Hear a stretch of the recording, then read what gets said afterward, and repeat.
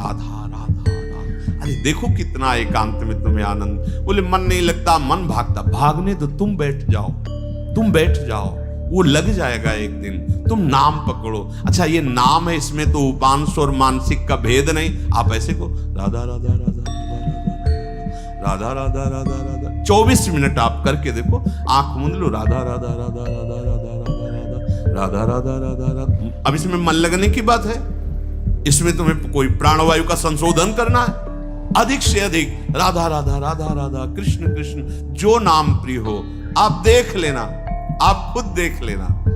आपको पता नहीं होता, जैसे दो लकड़ियों के घर्षण से अग्नि पैदा हो जाती है, ऐसे जिह्वाग्र और नाम की रगड़न से अमोघ अध्यात्म शक्ति पैदा होती। विश्वास करो, अमोघ शक्ति पैदा। तुम्हारा ज्ञान, तुम्हारा हृदय का अध्यात्म बल जहां जागृत हो गया, कोई भय नहीं, कोई शोक नहीं, है ही नहीं। दूर से रस्सी का सांप मान के भयभीत हो रहे थे, जब तुम्हें दिखाई देगा केवल गोविंद ही गोविंद है, भय नाम की चीज नहीं रह जाएगी। इसमें पार करने का एक ही उपाय भगवन नाम।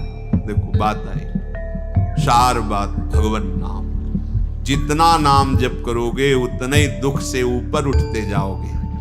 मान लो, विश्वास मान लो। एक ऐसी आनंद दशा होती है हृदय की।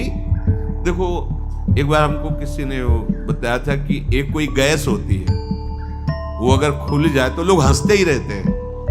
ओ है हाँ, जो हम तो कह नहीं पाए कि फ्लैपिंग क्या है, ऐसे गैस है लाफिंग, हमने समझा फ्लैपिंग वो हंसी वाली। एक गैस में इतनी ताकत है कि कोई कितना भी डिप्रेशन में वो हंसता ही रहेगा। गैस में, भगवान के नाम में इतनी ताकत नहीं कि हर दुख मिटा के तुम्हें आनंद में रखे। सोचो, प्रकृति की एक गैस है, प्रकृति की एक औषधि है जो बेहोश करके अंग काट दे तो भी पता ना चले।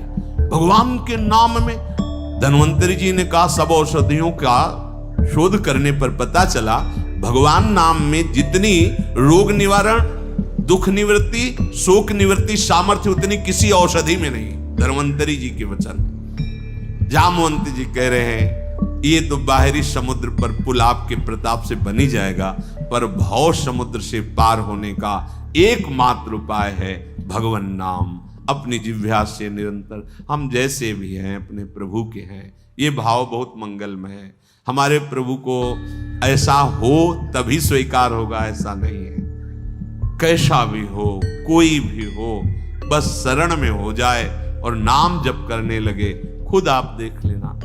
अगर बात आपको समझ में आ जाए तो ये जो श्रीमद् चतुराशी जी है, इसके जो पद हैं, पहली बात तो तुम्हारा कोई भाव न बने, कोई श्रद्धा न बने। और अगर एक बार 84 जी का पाठ 24 घंटे में कर लेते हैं, 45 मिनट लगेंगे रफ्तार से करने, थोड़ा आराम से गाएं 1 घंटा, और अपने लोग जैसे मस्ती से गाते हुए परिक्रमा लगाते तो 1.25 घंटे में पूरा से आराम। एक 84 जी का पाठ करने वाला कभी 84 लाख योनियों में नहीं जा सकता। ये उन महापुरुषों के वचन हैं जिनके अधीन प्रियालाल है।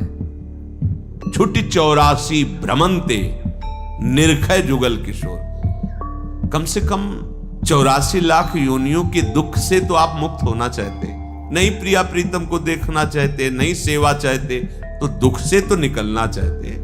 वाणी जी अमोघ है, गुरु कृपा से ही बात समझ में आती है। अगर चतुराशी जी के किसी भी पद को आप कंठस्थ कर ले, कोई एक पद, और उसी को 100 बार 200 बार अंदर अंदर गुनगुनाइए, फिर आप देखिए कैसे आपका हृदय निर्मल होता है, कितनी जल्दी आपके अंदर भागवतिक सद्गुण आते हैं।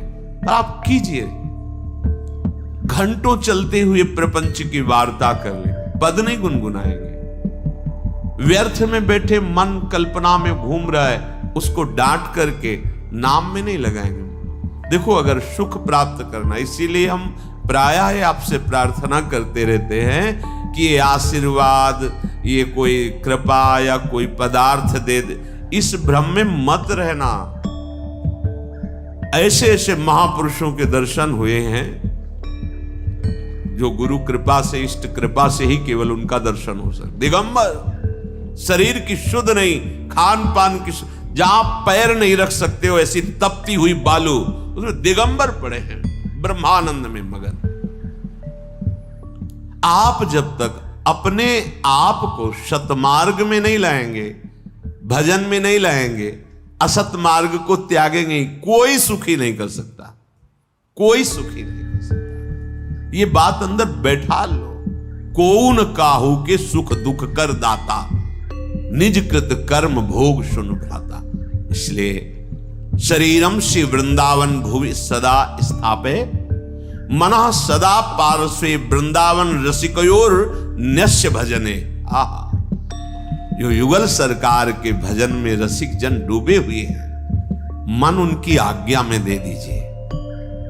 अर्थात जैसा वो उपदेश करते हैं वैसे ही मन को चलाइए, तो न्यस्य भजने, वो भजन में समर्पित हो जाएगा।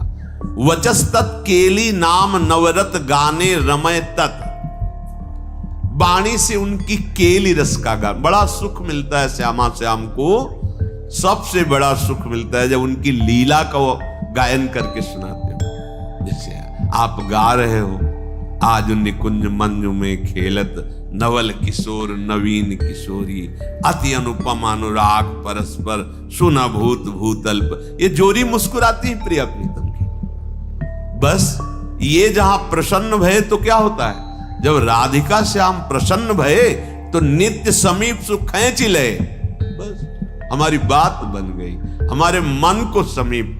तो किशोरी मात मानम किमेश कुमारी नुकले, श्री लाडली जी के समीप उनकी सेवा की भावना और भाव देह दोनों प्राप्त हो जाता है। जब लाडली जी घसीट लेती है तो सेवा की भावना और सेवा जिससे संपादित होती है वो देह, जो सेवा संपादन की देह है वो सच्चिदानंद है, पार्थिव देह नहीं, जन्म मरण वाला मलमूत्र बनाने वाला शरीर नहीं, चिदानंद देह।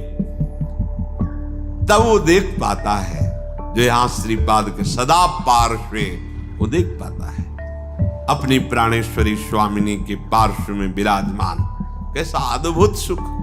पर वचस्तत् केली नाम नवरत, नवीन नवीन सुख का अनुभव होना चाहिए, तभी मानना हृदय निर्मल हो। एक पद को 100 बार गा रहे तो हर बार आपको नया रस मिल रहा है।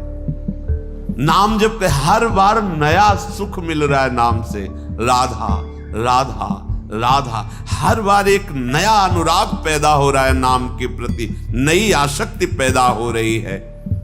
कथा पीयूषादौ श्रवण युगल प्रीति विकलम, जब आप प्यारे जू की रूप माधुरी, गुण माधुरी, लीला माधुरी सुनेंगे तो कह रहे प्रीति विकलम, निश्चित ऐसे प्रेम विह्वल कर देने वाली वृत्ति पैदा होगी।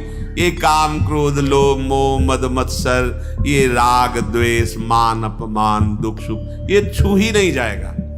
आप इतनी ऊंचाई पर होंगे आपके हृदय की भूमिका कि आपका स्पर्श नहीं कर सकते हैं। ये हुआ आशीर्वाद, ये हुआ संत समागम, ये हुआ मनुष्य जीवन का परम लाभ। इसलिए धैर्य पूर्वक चलो, ये आशा मत करो कि तुम्हें कोई महान भक्त कहे, महान संत कहे तो तुम संत हो, तुम्हारा भजन सार्थक।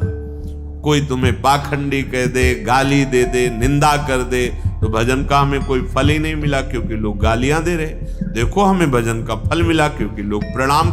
ये माया का आखिरी अस्त्र है, कंचन कामिनी कीर्ति। सब रूपों में भगवान इतने रूपों में आके हमें दर्शन दे रहे, दुलार कर रहे, हमें उनके चरणों में प्रणाम करना। मेरे प्रभु इतने रूप धारण करके प्यार कर रहे, भावना अपनी कहीं अहम जनित ना हो जाए कि मैं साधक हूं, मैं भजनानंदी महात्मा हूं, मुझे लोग नमस्कार करते प्रणाम करते, फिर मार्ग आगे का रुक जाएगा। इसलिए कह रहे निरपेक्षः, समस्त निरपेक्षः, ए नमस्कार प्रणाम, नाना प्रकार की प्रशंसा या कोई आश्चर्यजनक सिद्धियां तुम्हारे अंदर आ रही, सबसे निरपेक्ष रहो, इनका प्रयोग मत करना। तभी तुम श्री जी की सेवा का अधिकार, जो सच्चिदानंदमय जीवन है, वो तुम्हें प्राप्त हो जाए। सहज में आनंद की वर्षा करने वाली। अब ये सहज शब्द से हमारा परिचय नहीं तो लगता है बिना क्रियाओं से क्या हो जाएगा। जैसे कोई कहता है कि क्रियाओं से क्या हो जाएगा। हमने विचार करके देखा है, सत क्रियाओं से बुद्धि पवित्र होती है, असत क्रियाओं से बुद्धि गंदी होती है। गंदी बुद्धि का गंदा निश्चय होता है, पवित्र बुद्धि का दिव्य निश्चय होता है। बस इतना हुआ क्रियाओं से। और बुद्धि का जब परमात्म स्वरूप में निश्चय होता है तो बुद्धि बुद्धि नहीं रह जाती, वो कृष्णाकार हो जाती, भगवदाकार हो जाती। यहीं से परमानंद की अनुभूति प्रारंभ